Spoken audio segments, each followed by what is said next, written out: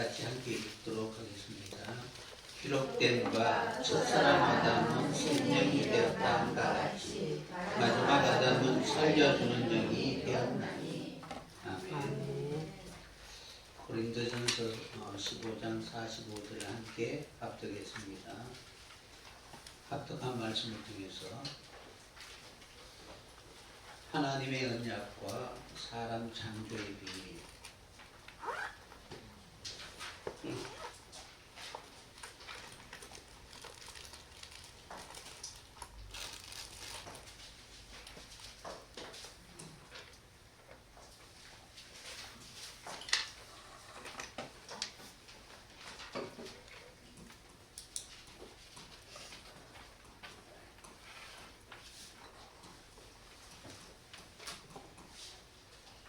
하나님의 언약과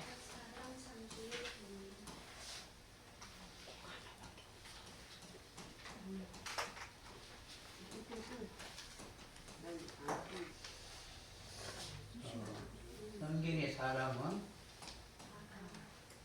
아담입니다. 아담 창조의 비밀이 오늘날 우리를 어떻게 하나님이 지으시는가에 대한 하나님의 분명한 뜻이 그 속에 감춰져 있습니다. 여기 보면은 고린도전서 15장 45절에 보면은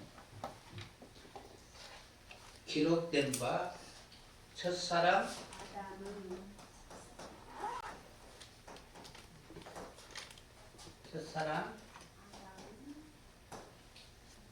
아담이 있고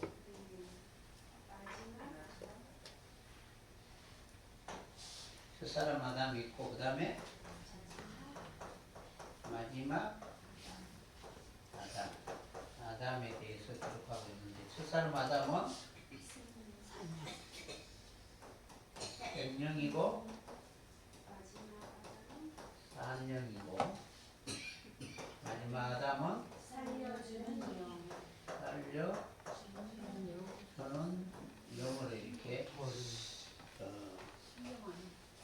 소개하고 있습니다. 첫사람 아담은 산 영이 되었다 함과 같이 마지막 아담은 살려주는 영이 되었다라고 이렇게 기록되어 있죠. 여기서 첫사람 아담, 이 첫이라는 단어가 프로토스예요. 프로토스. 그리고 마지막이라는 단어는 에스카토스.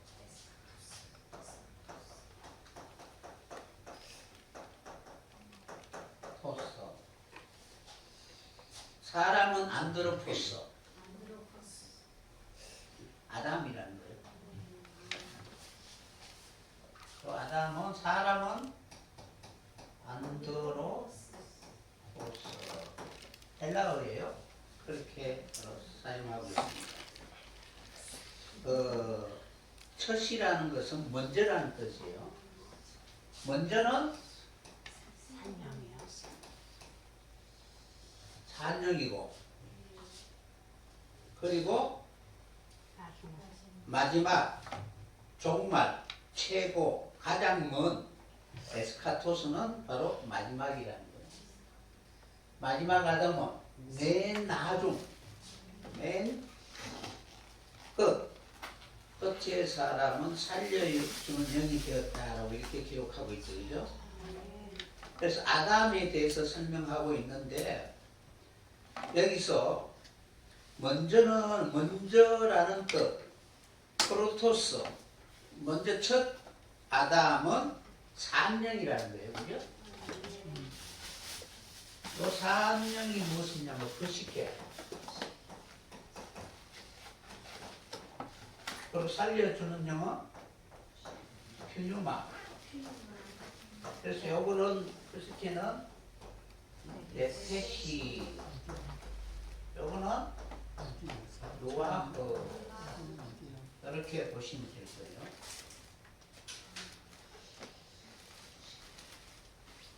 그러니까 먼저 온 자는 거식해고 그리고 나중은 그리스도를 가리키는 푸뉴마입니다. 그럼 저 사람은 어떻게 돼야 돼요? 죽어야 다시 살겠죠, 그죠? 죽지 않으면 다시 사는 일이 없습니다. 그래서 나중 온 자 둘째 아담은 그리스도 있습니다. 그럼 둘째 아담이신 그리스도께서 먼저 온 자가 있어야만이 죽어야만이 부활로 나타나겠죠, 그죠? 그래서 산령이라는 이 단어는 자신만이 사는 사람이에요. 그러니까 다시 말하면은 이 호 생기를 받기 전에는 어느 누구도 살았다라고 할 수가 없겠죠. 그러니까 우리가 살았다라고 할 수 있으려면 생기를 받아야 돼요. 그래서 그 생기를 받아야만이 우리는 산령이 되는 거예요. 생명이 되는 거예요. 그런데 에스카토스는 살려주는 영이라는 거예요. 그러니까 생명을 줄 수가 있는 거예요. 그럼 여러분 생각해 보세요. 산령이라고 할 때에 살아있다라고 할 때에 죄를 지으면 죽을 수밖에 없다는 거죠. 그럼 계속 은혜를 받아야 된다는 거예요. 은혜가 없으면 죽을 수밖에 없습니다. 그러니까 40년 이스라엘 백성들이 광야 생활할 때에 하나님의 은혜가 없으면 하루라도 살 수가 없는 거예요. 그러니까 매일매일 먹을 것, 입을 것 다 하나님 보호해 주시는, 매일매일 하나님이 보호해 주시는 거예요. 그래서 하나님이 기운이 우리를 지켜주시는 거예요. 그래서 매일매일 우리는 은혜를 입어야 되는 거예요. 그게 산령의 상태라는 거예요. 그래서 하나님께서는 먼저는 산령이 되었다 한 같이 마지막 아담은 살려주는 영이 되었다라고 이렇게 기록되어 있죠. 그러니까 먼저라고 하는 것은 먼저 있어야 할 것이 있어야 된다는 거예요. 그러니까 살려주는 영이 되기 위해서는 먼저는 네세피의 영혼이 돼요. 네페시의 영혼이 되어야 되는 거예요. 그러니까 일반의 사람들은 영혼이 네페시의 영혼이 아니라는 거예요. 그러니까 하나님이 우리의 코에 호흡하잖아. 매일매일 우리가 호흡하잖아요. 이사야 선지자가 말한 것처럼 우리의 생명이 코에 있잖아요. 근데 그 호흡을 거둬가시면 그냥 죽을 수밖에 없는 인생이에요. 그러니까 수에 같이 이 호흡을 하는 것은 우리가 살아있는 것이 아니라 그 호흡을 통해서 끊임없이 하나님과 교통할 수 있는 그 은혜를 우리에게 주셨다는 거예요. 그러니까 우리가 교회에 나와서 말씀을 듣고 끊임없이 우리의 영혼이 하나님의 호흡으로 살아가는 그 이유는 하나님과 친밀한 관계를 이루기 위한 분명히 믿는 자들에게 필요한 것이다 라고 말씀드릴 수가 없습니다. 그래서 하나님 반드시 살려주는 영이 된다는 것은 실을 가지고 있다는 거예요. 그러니까 그리스도라는 끊임없이 우리는 반복적으로 우리의 삶을 살아야 되겠죠, 그죠? 그러면은 생각을 해보세요. 실을 땅에다가 뿌리잖아요. 그럼 다음 세대를 이어가려면 열매를 맺어야 되잖아요. 그러면 다음 세대 계속 반복적으로 이어갈 수가 있는 거예요. 그러니까 이런 내용들이 결국 우리의 영혼 속에 하나님의 말씀의 시작과 완성이 온전히 우리의 신앙으로 한 바퀴 돌면 우리의 신앙이 예수 그리스도와 같이 그러한 성령의 증거가 있게 되면은 그런 것들이 계속 반복적으로 이루어지게 되잖아요. 그래서 마지막 우리가 그리스도 안에 들어가면 영원토록 살아가게 되는 거예요. 그래서 마지막 아담은 에스카토스라는 마지막 이 단어는 생명을 나누어 줄 수 있는, 공급해 줄 수 있는 그런 상태를 말하고 있습니다. 그러니까 하나님은 프루토스의 아담의 상태를 거쳐서 나중 사람이 에스카토스 아담이 되기를 원하고 계시는 거예요.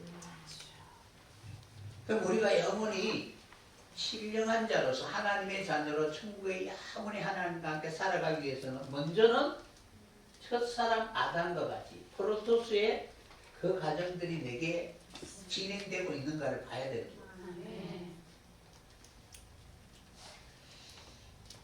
46절에 보면은 그러나 먼저는 그러니까 프로토스는 신령한 자가 아니요 그러니까 푸시케의 영혼을 가지고 있다는 거예요. 푸니마가 아니라 루아흐가 아니라 푸시케 네페시의 영혼을 가지고 있기 때문에 매일매일 하나님의 은혜를 사모해야 되는 거예요. 그러므로 은혜가 없으면 여전히 우리는 육으로 살 수밖에 없습니다. 그래서 먼저는 신령한 자가 아니요 육 있는 자요. 그러니까 육이 있는 자라는 것은 포시케코스 그러니까 네페시를 가지고 있지만 육의 영향을 받을 수밖에 없는 그런 존재라는 거예요.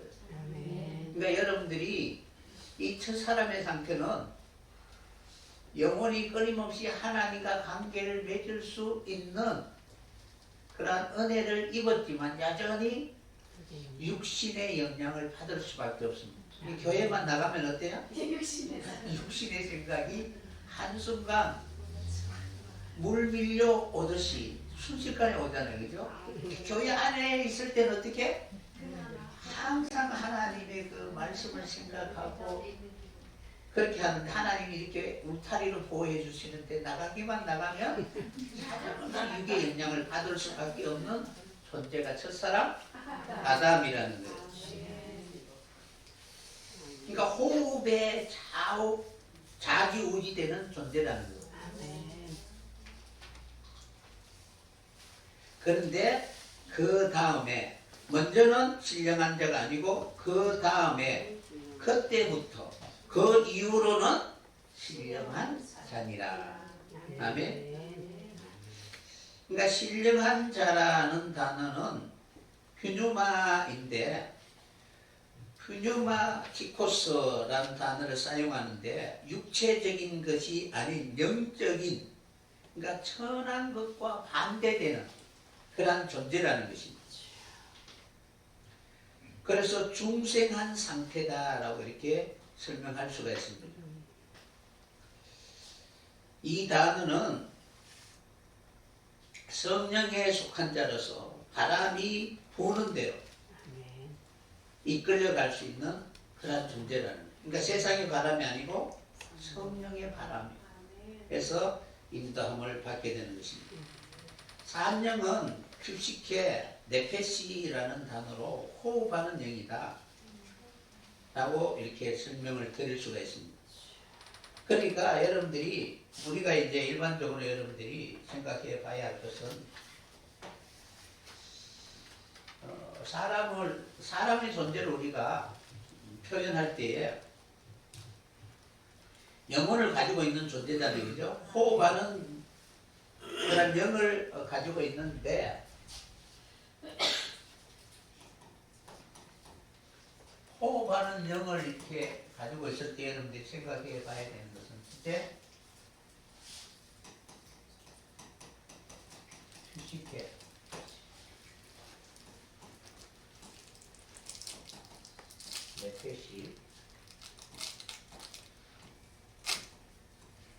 네페시 그 다음에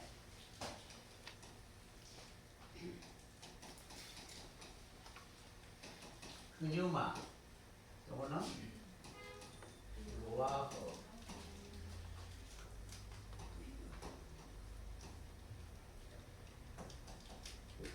성령과 교통할 수 있는 영이에요.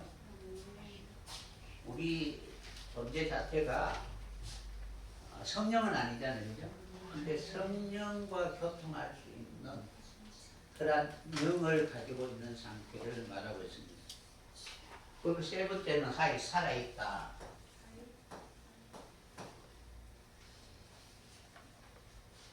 이렇게 나누어서 설명해 드릴 수가 있습니다. 그러면은 이 네페시는 끊임없이 두 사이에서 고민하는 존재라고 설명해 드리죠. 그러니까 하나님과 교통할 수도 있고 그리고 세상 영과도 교통할 수 있는 그런 존재라는 거예요. 이것이 이제 아담에게 호흡을 생기를 불어 넣어 주시니까 아담이 한영이 된 상태라는 거예요. 이 상태가 바로 첫사람 아담. 그럼 첫사람 아담에서는 우리가 위로 이끌려 올라가기 위해서는 육의 사람이 죽어야 되겠죠. 그러니까 자기를 위하고자 하는 그 영이 죽어야만이 바로 루아흐와 교통할 수가 있는 거예요.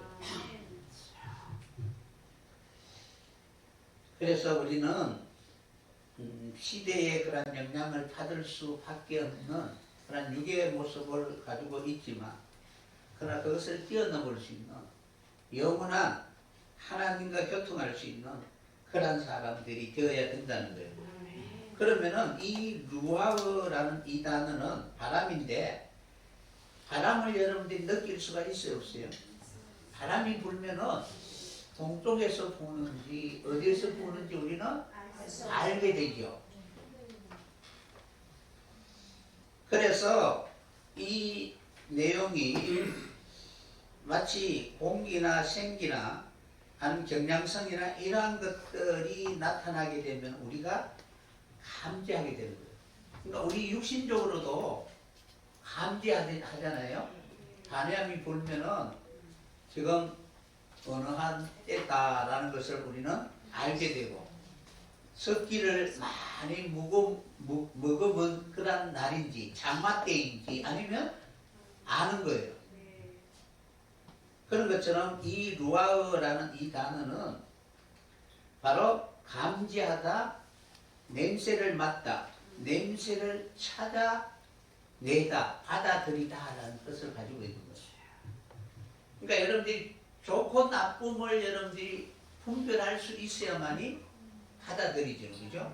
근데 망가지면은 좋은 건지 나쁜 건지 전혀 감지를 못하는 거예요. 그래서 이 네페시를 통해서 하나님과의 그 감각을 회복할 수 있도록 끊임없이 우리는 위를 바라볼 수 있는 여러분들이 되어야 할 줄 믿습니다.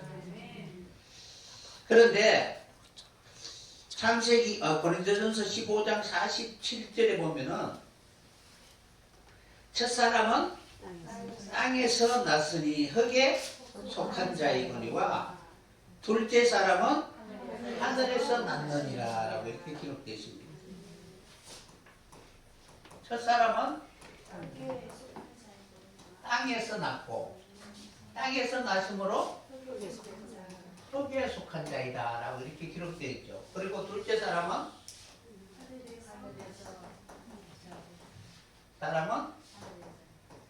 하늘에서 났다라고 이렇게 기록되어 있습니다. 그렇다면 창세기 2장 7절의 내용을 보면은 첫사람이 어디에서 취하였느냐 하면은 그 땅, 그러니까 그 할 때 민, 아다마. 그러니까 아담이 아니고 아다마라고 되어 있어요. 그럼 이 단어는 뭐냐면은 큰 덩어리, 흙덩어리, 큰 땅에서 취하여 낸 것이 흙이라는 거예요. 그 땅의 흙으로. 그래서 요거를 아파르. 그래서 가루라고 하는 거예요.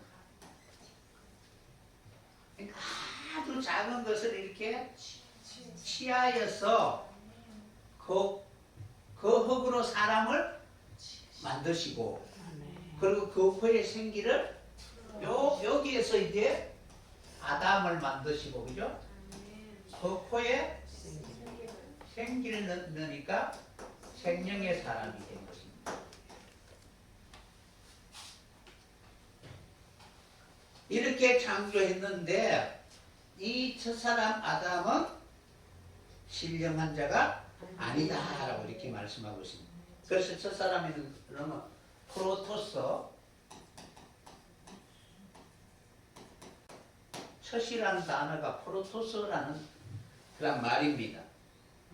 이 프로토스라는 단어는 먼저, 시작, 첫 번째로는 이란 단어인데, 다시 말하면은 이 처음이라는 이 내용은 하나님과의 관계 면에서 생각해 봐야 되는 거예요.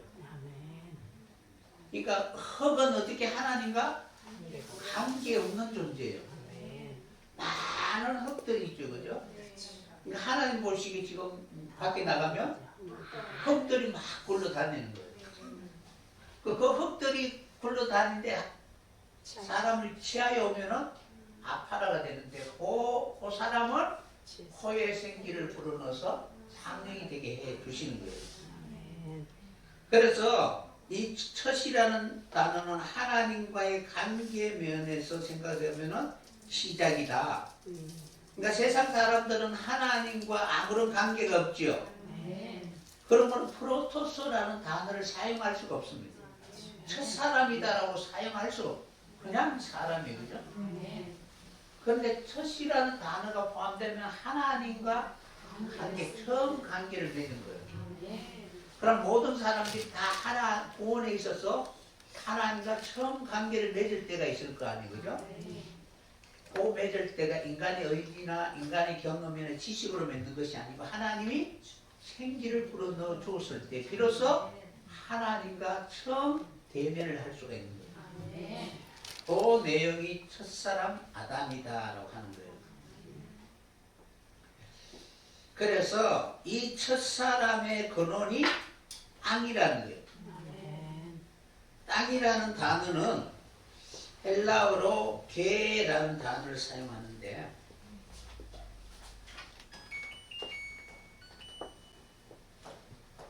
게라는 단어를 사용하는데 이 단어는 경작하지 않은 땅이라는 거예요.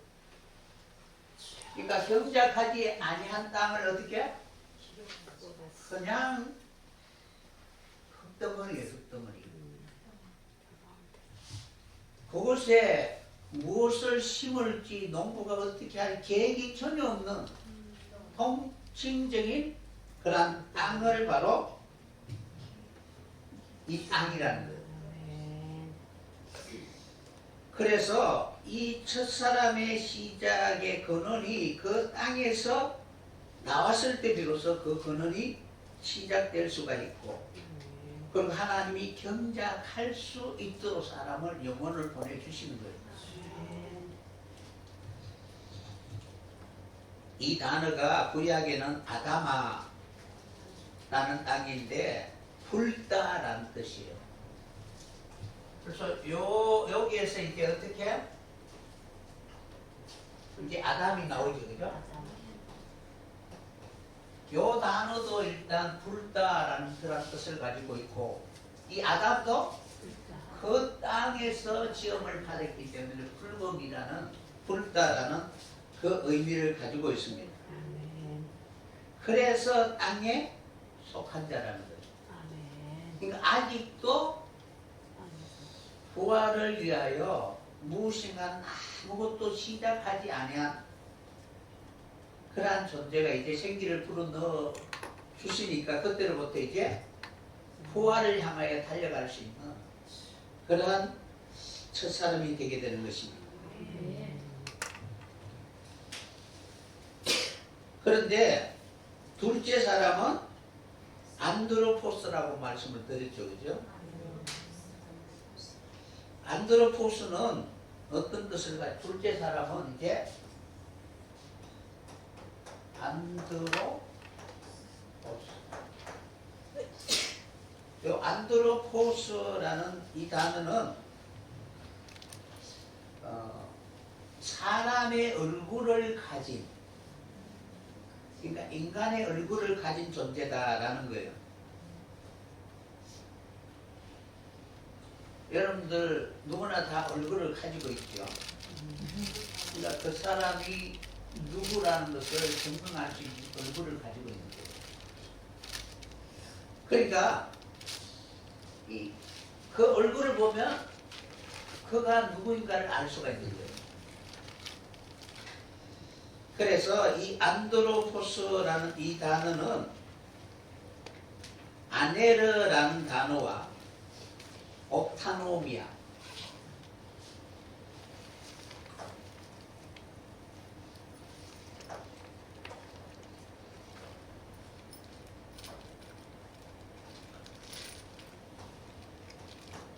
안드로포스라는 이 사람은, 안드로포스라는 단어가 아네르 플러스 아네르라는 단어 플러스 옵타노마이.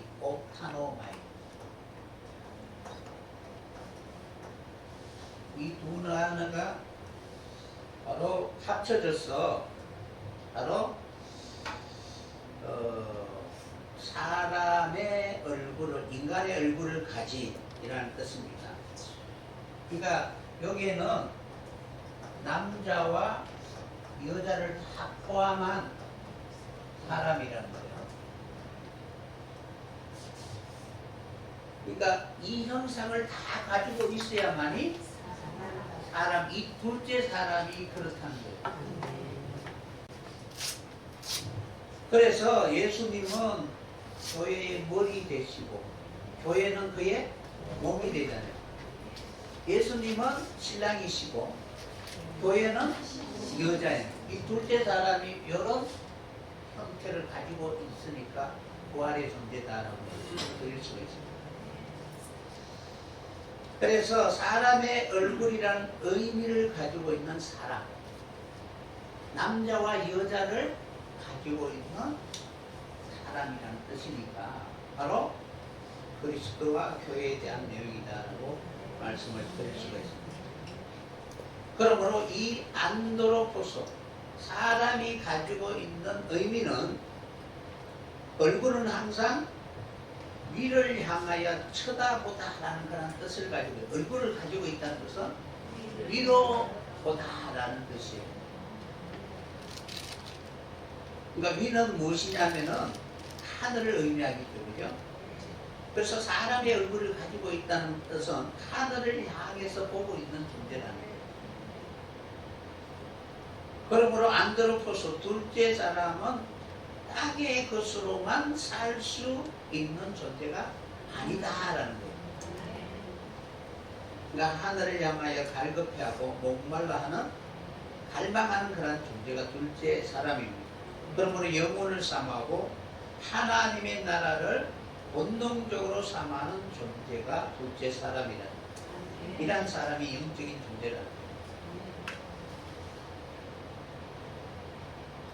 그러므로 하나님의 생명이 없으면 우리는 결코 살 소망이 없는 그런 존재, 위를 바라봐야 하는 존재, 그리고 끊임없이 우리의 본향을 위하여 살아갈 수 있는, 하나님의 말씀이 그들의 삶에 있어 최고의 가치로 살아갈 수 있는 그런 사람이 둘째 사람입니다. 그래서 예수님께서 말씀하시기를 성경에 기록되어 있는 것처럼 사람이 떡으로만 살 것이 아니라 하나님의 입으로 나오는 모든 말씀으로 살 것이다 라고 기록된 이 말씀이 바로 둘째 아담, 이 사람의 존재에 대해서 우리에게 설명할 수가 있는 것입니다. 그러니까 떡으로만 만족할 수 없는 존재죠.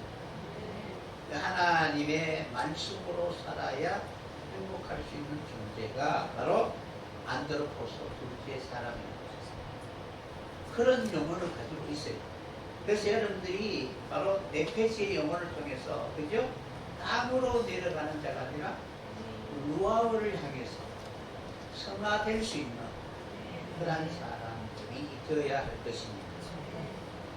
그래서 요한복음 1장 4절에 보면은 말씀 안에 생명이 있었으니 이 생명은 사람들의 빛이다 라고 이렇게 기록되어 있습니다.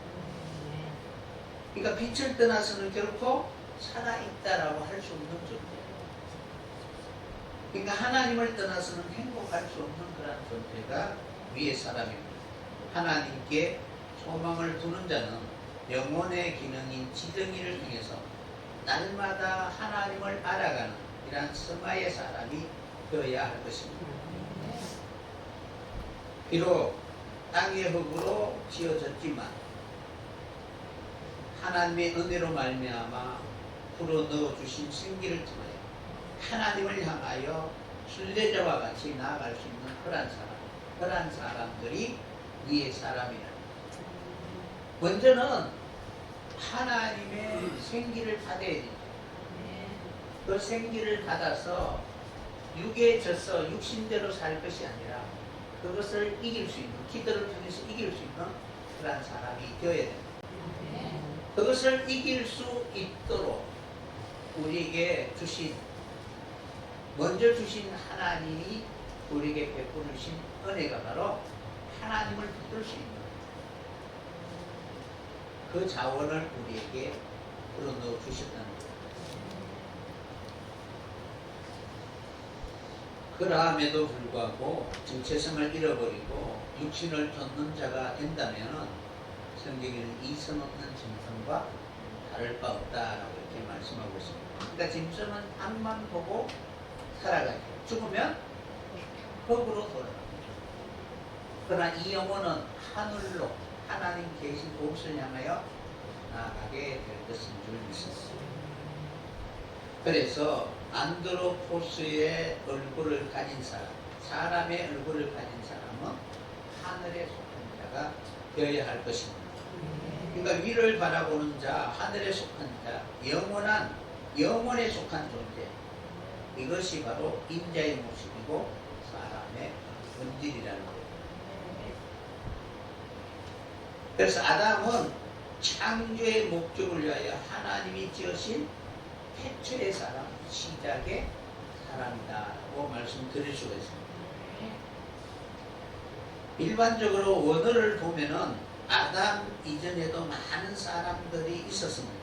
그러니까 원어 성경에는 많은 사람들이 있었는데 그것을 영어에는 더 그라운드라고 그러니까 하나의 어떤 큰 우주, 큰 세계, 작은 것이 아니고 이것이 하나의 덩어리로 봅니다. 그래서 대우주라고 하기도 해요. 그 큰 덩어리인데 아담 이전에 이러한 존재들이 많이 있었어요. 문어에. 그곳에서 이제 치하여낸 존재가 첫사람 아담입니다. 그들은 하나님이 이름을 무엇이라고 붙여줄 수 없는 이름이 없는 존재라. 그래서 그냥 그들을 어떻게 소개하고 있느냐면 그냥 소울 아니면 나라, 그냥 에레처. 이 에레처가 이렇게 에레처가 같이 붙여져 있으면은 그것이 바로 그라운드 아니면은 아다마라는 이런 단어입니다. 그래서 그냥 개개인에게 그 이름을 지어준 것이 아니라 그냥 소울이다 하고 그냥 땅이라고 하는 거예요. 그래서 우리가 땅과 관련 있는 언어를 보면은 우리가 번역을 여러분들이 땅 또는 흙이라고 되어 있는 이 내용을 이제 언어에 보면은 그냥 혼용으로 사용해요. 아담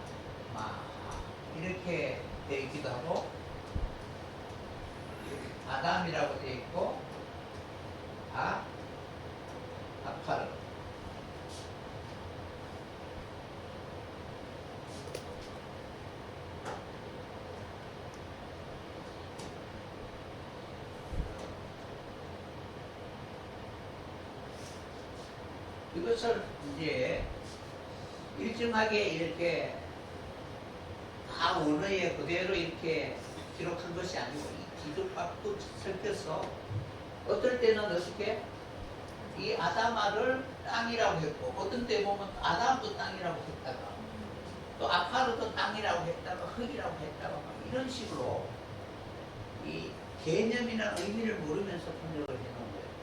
어쨌든 땅과 관련 있는 단어들이 바로 이 네 단어야.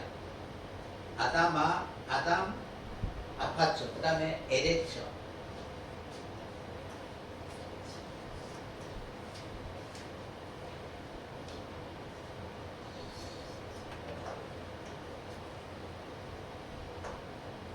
에레처.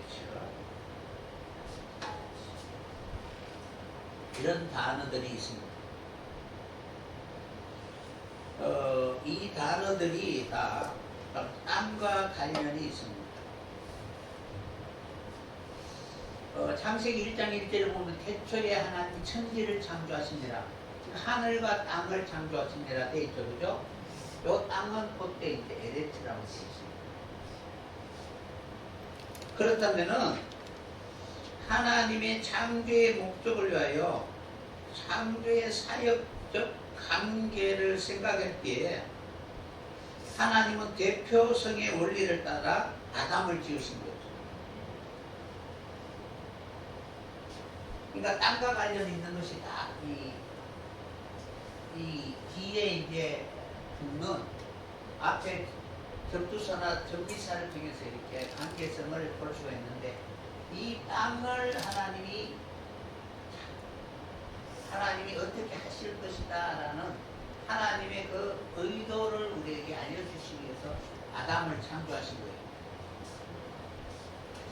그래서 아담을 지을 때의 그 창세기 2장 7절에 보면은 그 땅의 흙으로 아담을 지으시고 라고 되어 있어요. 옛날 성경에는 그냥 흙으로 사람을 지으시고 라고 되어 있는데 요즘 이제 개역 개정에는 흙 앞에 그 땅의 흙으로, 그래서 그 땅의 흙으로 해서 아담이 범죄하고 나니까 흙으로 돌아가라는 게 아니고 그 땅으로 돌아가. 다 아담아라는 이 근본된 땅, 그냥 글로 가라 이렇게 하는 거예요. 그런 개념으로 원어는 기록되어 있습니다. 그래서 그 땅, 그러니까 하나님이 지시한 그 땅이라는 거예요. 그 땅의 흙으로 아담을 지으신 거예요. 그러니까 산영이 된 아담은 하나님에 대하여 산 자라는 거예요. 그러니까 하나님에 대하여 죽었던 영혼이 어떻게 하나님에 대하여 살아났다는 거예요. 이는 하나님과의 관계에 말하고 있죠. 그죠? 그래서 하나님과 하나가 되면 이제는 하나님의 그 뜻을 위해서 끊임없이 생명을 나눠주시는, 살려주는 영의 그런 사역을 감당해야 되는 것입니다. 그래서 둘째 사람은 두테로스 안드로포스라는 단어를 사용해요. 사람이는 사람인데 둘째, 두토로스 라는 단어를 사용했는데 두 번째 사람이라는 그런 의미는 있지만 이는 두 번째라는 그런 순서를 말하는 것이 아니라 첫 사람의 사명을 다 감당하면 둘째 사람의 사명을 감당할 사람입니다. 그러니까 여러분들이 첫 사람의 사명을 다 감당해야 되겠죠, 그죠? 죽어야 되잖아요. 십자가의 길을 걸어가요. 그래서 이 아담에서 쭉 나오면 이제 에노스가 나오면은 이 에노스는 죽을 수밖에 없는 사람, 죽어야 하는 사람. 그리고 난 뒤에 이제 그 뒤에 보면은 여호와 이름을 부르는 자로. 그래서 첫째, 둘째라는 이 단어는 그냥 순서로 첫째, 둘째가 아니라 첫사람의 사명, 하나님과의 그 관계 속에서 첫사람이 어떠한 삶을, 사명을 감당해야 되는가, 그 사명을 다 감당하면 이어서 둘째 사람. 둘째 사람의 사명을 감당한다라고 할 수가 있습니다.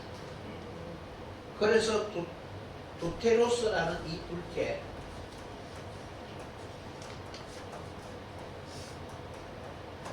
이 두테로스라는 이 둘째라는 이 단어는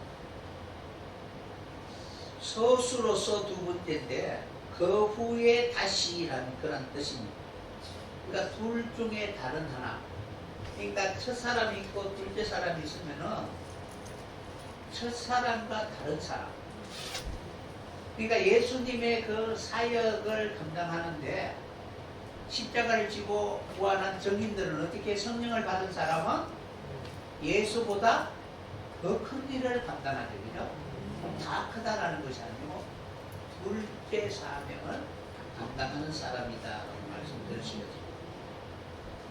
그러니까 둘 중에 다른 사람이라는 의미는 이 두테로스라는 이 두 번째라는 단어는 본질이 같은 두 사람이 아니라 본질이 전혀 다른 사람이다. 그러니까 사명이 다르다. 그러니까 그 사람이 따로따로 있는 것이 아니고 내 안에 첫 사람과 둘째 사람. 그러니까 첫 사람의 땅의 장막이 무너지지 않으면 하늘의 장막이 결코 우리에게 오지 않는 것입니다. 그래서 사람을 둘로 구분할 수 있는데 이는 밖에 있는 것이 아니고 우리의 내면에 아래 사람과 위의 사람, 땅의 사람과 하늘의 사람, 육의 사람과 영의 사람으로 구분할 수가 있습니다. 그러니까 첫 사람의 본질과 다른 둘째 사람은 곧 예수 그리스도를 말하고 있습니다. 그러니까 우리들도 그 사람이 아닌 속사람, 예수와 같은 둘째 사람이 되어야 할 줄 믿습니다. 그래야 둘째 사람의 사명을 감당할 수가 있습니다. 그래서 둘째 사람의 근원은 어디다? 하늘에서 났다는 거죠. 그래서 하늘에 속한 자요 영에 속한 자의 삶을 살게 되는 것입니다. 그러면 모든 사람들은 먼저는 프로토스, 안드로포스, 육의 사람이지만 하나님이 불어넣어 주신 생기로 하나님에 대하여 눈을 뜨고 강야의 훈련과 연단의 과정을 통하여 우리 안에 매일매일 불어넣어 주신 영으로 첫사람의 사명을 다 감당을 해야 되는 거예요. 그래서 육의 몸이 죽으면 신령한 삶을 살 수가 있게 됩니다. 그러므로 반드시 십자가에 나아가야 되는 거예요. 그래서 십자가는 우리를 육의 사람에서 벗어나 두테로스 안드로포스 둘째 사람의 삶으로 살아가도록 성령이 함께하는 것입니다. 그러므로 반드시 우리는 그 뜻을 위하여 순종하며 살아갈 수 있는 여러분들이 꼭 되었으면 합니다. 그래서 하나님께서는 이 모든 것을 우리에게 가르쳐 주신 거예요. 십자가를 왜 두셨어요? 죽어야. 그래야만 부활에 이룰 수 있다라는 것을 우리에게 알려주고 있습니다. 꼭 찍어 먹어봐야 아는 건 아니잖아요. 그죠? 그러니까 삶을 보면은 알 수가 있는 것입니다. 그러니까 아담이 걸어온 길을 이미 다 보여주신 거예요. 그러니까 첫 사람이 어떻게 걸어가야 하는 것을 우리에게 다 보여주신 거예요. 그리고 둘째 사람이 어떻게 살아가야 하는가를 예수님이 우리에게 다 보여주신 거예요. 그래서 우리는 이러한 천지 창조의 모든 과정을 통해서 결국 하나님이 우리에게 무엇을 알려주고자 하는지 탐색을 통하여 바로 지혜를 받아야 되고 하나님의 도움을 입어야 됩니다. 그러니까 모든 성경의 그 내용들은 천지 창조의 그 7일 속에 다 들어있는 거예요. 그래서 창조의 과정을 보면은 첫째 날, 둘째 날, 셋째 날, 넷째 날, 다섯째 날, 여섯째 날 이렇게 그렇게 일곱째 날은 안식하게 돼 있죠, 그죠? 그러면은 날이라는 것은 창조의 날이라는 것은 히브리 단어로 하고 용이라고 합니다. 날.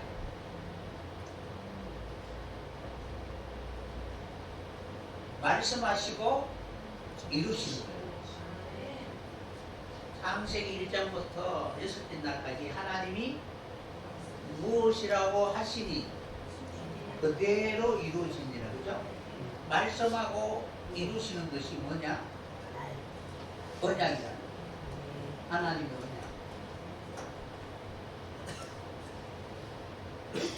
하나님의 말씀이 언약이죠. 그래서 이 첫째 날, 둘째 날, 셋째 날의 3일의 내용들을 보면 언약을 통해서 하나님 우리에게 하나님이 약속하신 영혼과 그리고 어떻게 통일을 이루는가를 우리에게 자세하게 알려주고 있습니다. 그래서 첫째 날, 둘째 날, 셋째 날은 하나님 틀을 만드시고 언약하신 거예요. 이 언약하신 대로 그대로 하나님이 이루시는 과정입니다.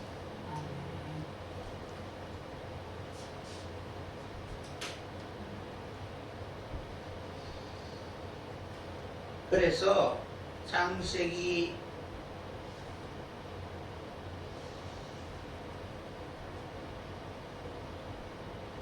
1장 4절에 보면은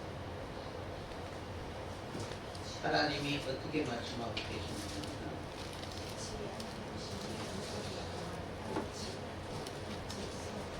3절에 빛이 있으라라고 하시더군요. 빛이 있으니까 하나님 보시기에 좋았더라. 빛과 어둠을 나누사라고 이렇게 기록되어 있죠. 근데 창세기 2장 5절에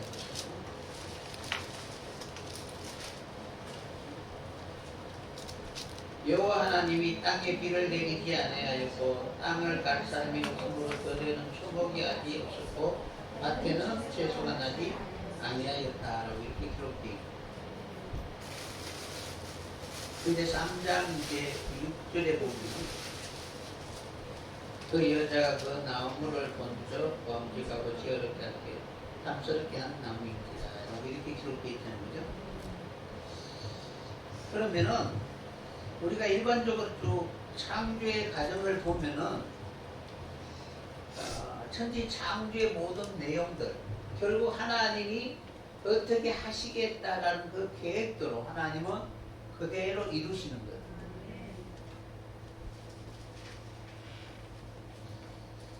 거예요. 어떤 내용이냐면은 첫째 날은 하나님 빛을 창조하시죠, 그죠? 넷째 날은 해, 달, 별.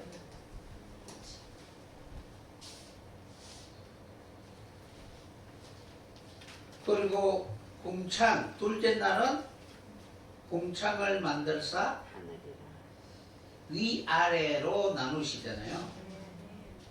그리고 다섯째 날에 땅에 하나님이 물속에 그리고 공중에 다 채우시잖아요. 그 속에 거할 수 있는 존재들을 채우시는 거예요.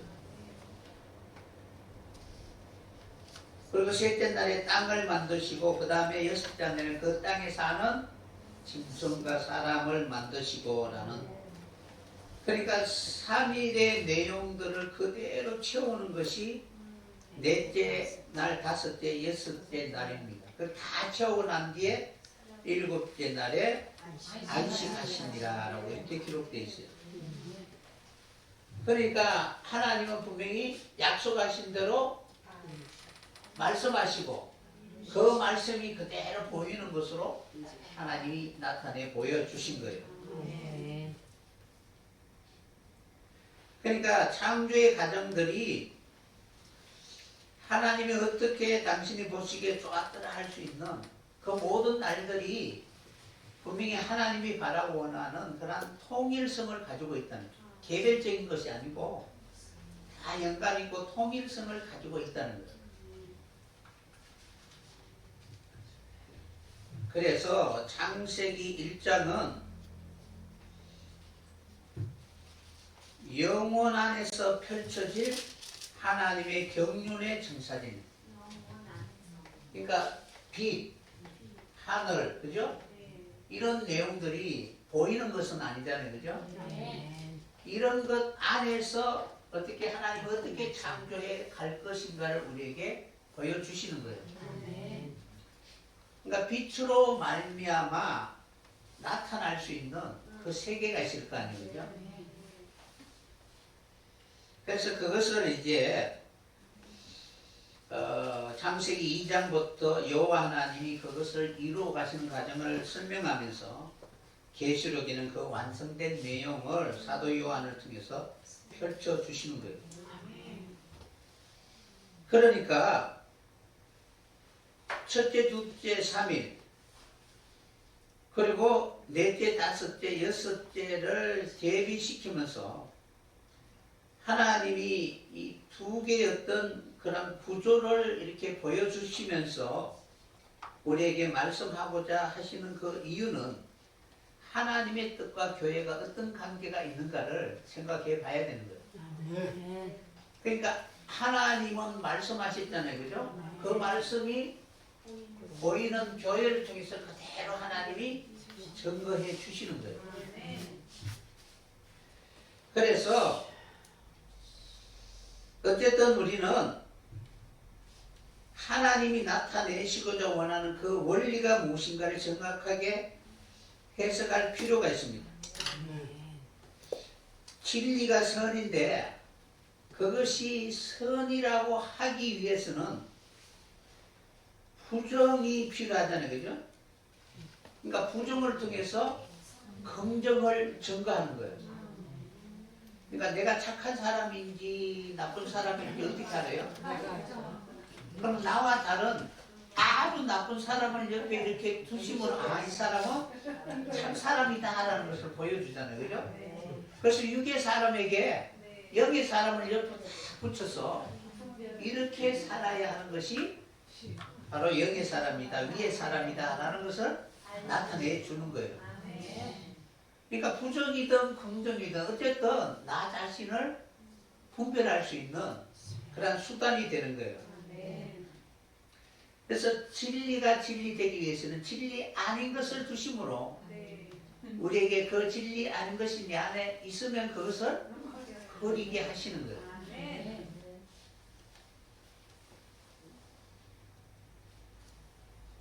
그래서 우리는 그러한 것을 통해서 받아들여야 할 진리가 무엇인가를 우리에게 보여주신 것입니다. 그래서 예수님은 명문한 하나를 세우시기 위하여, 그러니까 하나를 세우시기 위하여 3일 동안 무덤에 계셨다가 부활하셨다는 거예요. 그러니까 그 모든 내용들이 뭔가는 하나님이 목적하신 그것을 이루기 위해서 바로 나누시고 이렇게 하시는 거예요. 왜 나눠요? 나누고 해서 결국 하나님이 하나를 만드시기 위한 거예요.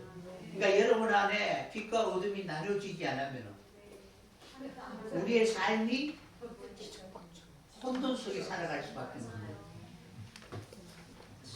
이러한 과정을 통해서 하나님이 이러한 과정을 통해서 하나님이 무엇을 우리에게 보여주고자 하는지 정확하게 알아야 되는 거예요. 그래서 항상 보면은 선과 악, 그러니까 긍정과 부정이 같이 공존하면서 하나님이 계속 나누면서 결국 하나님이 지향하는 그곳으로 갈 수 있도록 우리에게 길을 제시해 주고 있다라고 말씀드릴 수가 있습니다. 그러니까 분리하시고 덮으시고 하는 그 과정을 통해서 하나님의 목적을 완성해 가는 것입니다. 그러니까 이렇게 나누는 것은 드러내고자 함이요, 덮으심은 온전하게 하시기 위한 것입니다. 구별하신 목적은 바로 거룩을 나타내시기 위한 것이고 하나님의 은혜가 우리를 덮음으로 말미암아 하나님의 절대적인 그런 주권을 통해서 우리를 어떻게 이끌어가는가를 우리에게 알려주고 있다는 사실입니다. 그러면은 창세기 첫째 날에 하나님이 그 세계를 여시잖아요. 그죠? 빛과 어둠을 나누시잖아요. 나누는 것은 분리하는 것이고 빛과 나누음으로 하나님은 계시를 시작하는 거예요. 하나님의 약속하신 그 말씀을 시작한다는 거예요. 나누기 전까지는 하나님의 계시가 실현되지 않는 거예요. 그러니까 우리 안에 분명히 구별이 되어야 그 다음부터 하나님의 계시가 시작되는 거예요. 그것을 이제 요한복음 1장에는 바로 시간 안에서 하나님이 이루신 거예요. 그러니까 참빛이 오죠, 그죠? 그러니까 24시간의 시간이 아니고 하나님의 구속의 시간. 그러니까 첫째 날부터 여섯째 날이 하나님의 구원의 시간들이죠, 그죠? 이는 24시간 시간이 아니라는 거예요. 그래서 빛과 어둠을 나누시고 그리고 우리 안에 그 빛이 찾아오시잖아요. 나누어지니까 이제 그 빛이 우리에게 영접으로 다가오는 거예요. 그러니까 영접하는 자로 나타나잖아요, 그죠? 나누어지지 않으면 영접할 수가 없는 거예요. 그럼 그 영접한다는 것은 예수의 삶을 우리는 그대로 본받는 거예요. 아, 이렇게 사는 것이 빛의 자녀들의 삶이구나 라는 것을 알게 돼요. 그래서 계시록에 가면은 이제 영혼 안에서 성취하게 됩니다.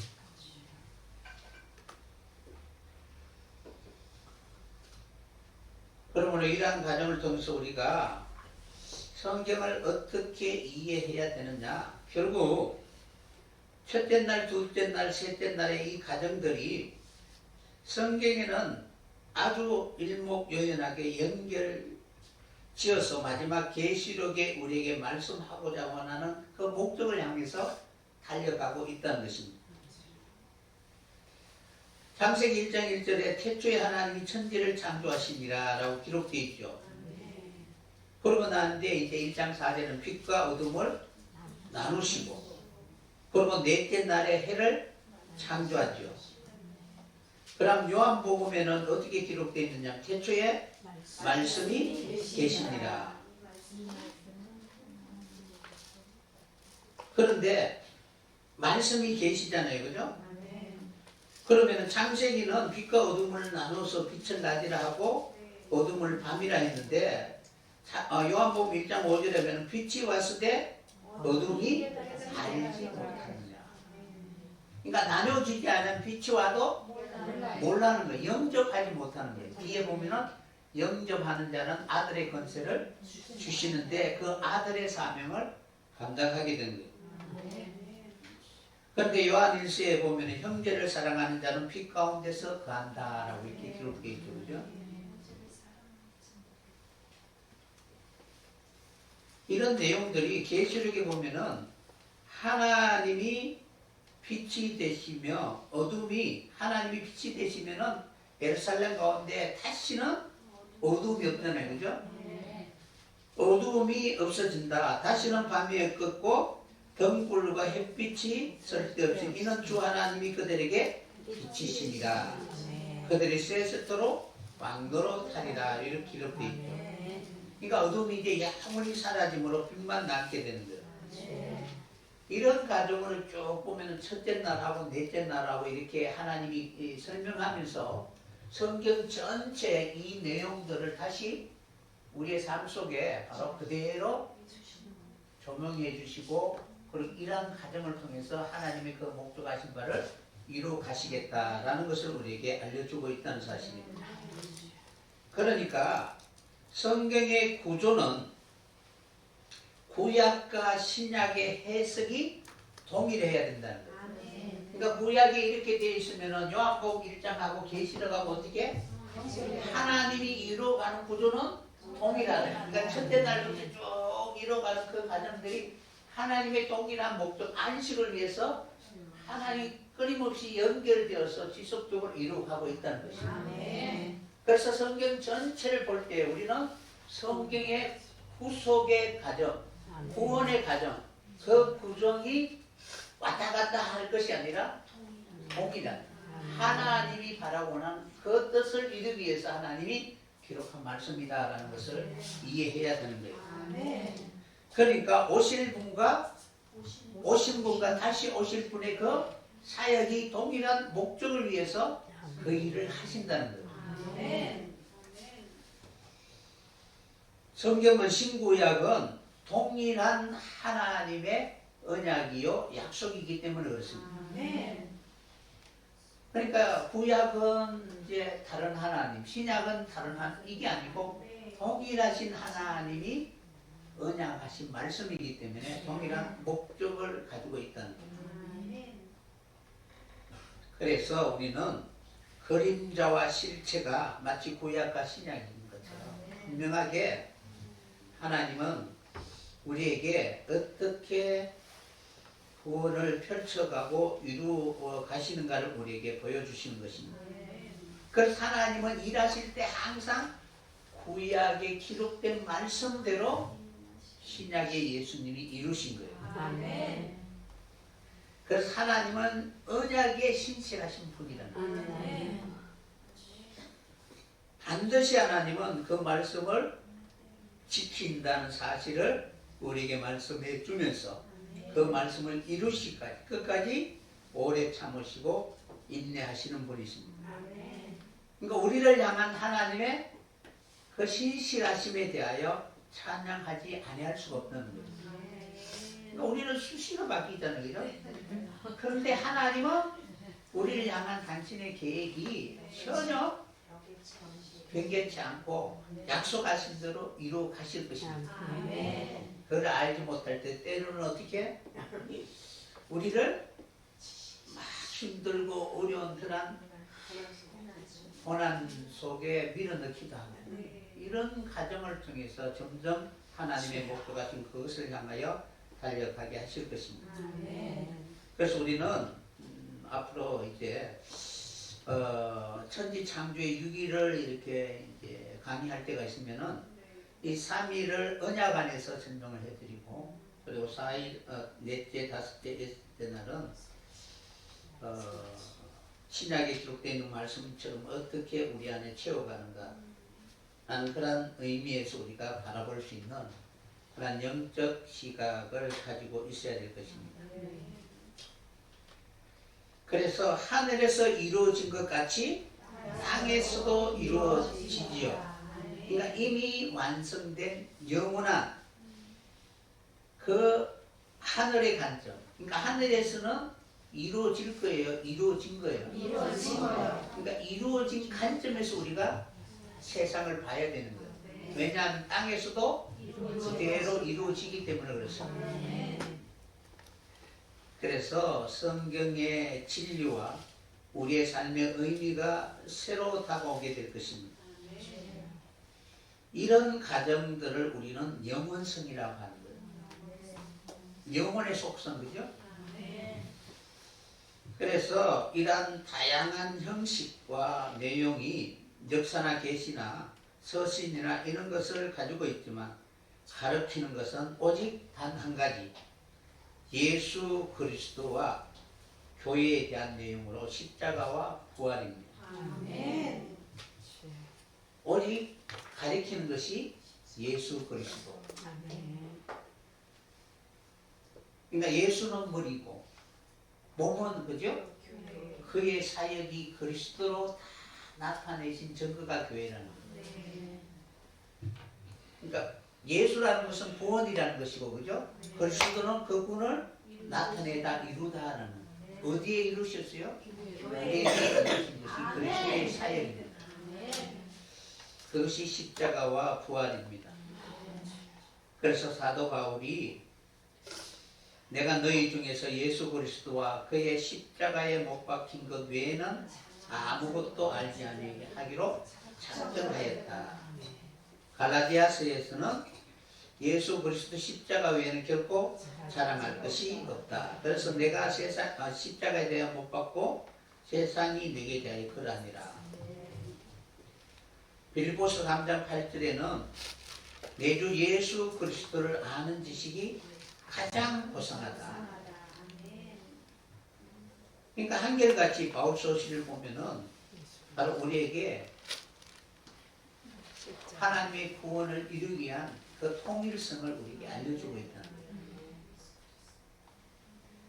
그래서 우리 경험으로 성경을 보는 것이 아니라 하늘의 시각으로 예수 그리스도의 삶을 근거로 해서 우리 자신을 볼 수 있는, 그러니까 구별하시고, 그죠?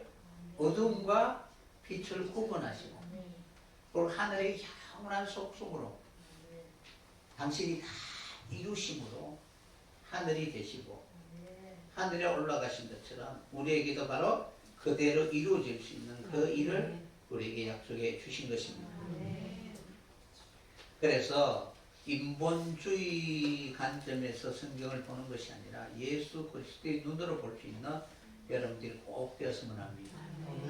그래서 진정한 복음의 선포는 그 시작은 이제 우리에게 생기를 불어넣어 주신 하나님의 그 은혜로 말미암아 우리가 하나님과 시작되었던 그 사실을 기억하고 하나님과 교제할 수 있는 소중한 사람이 꼭 되었으면 합니다.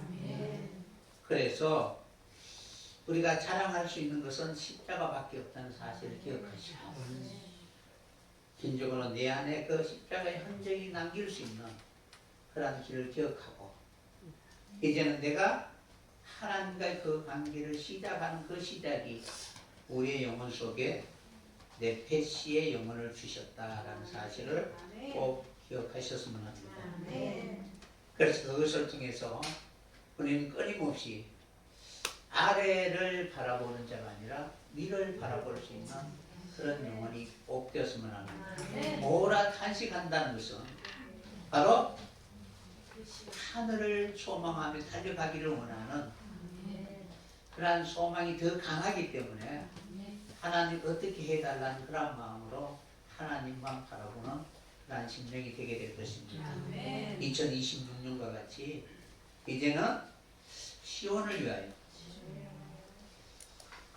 잠잠히 하나님만 바라는 그러한 영혼이 된다면 우리는 우리에게 이 둘째 사람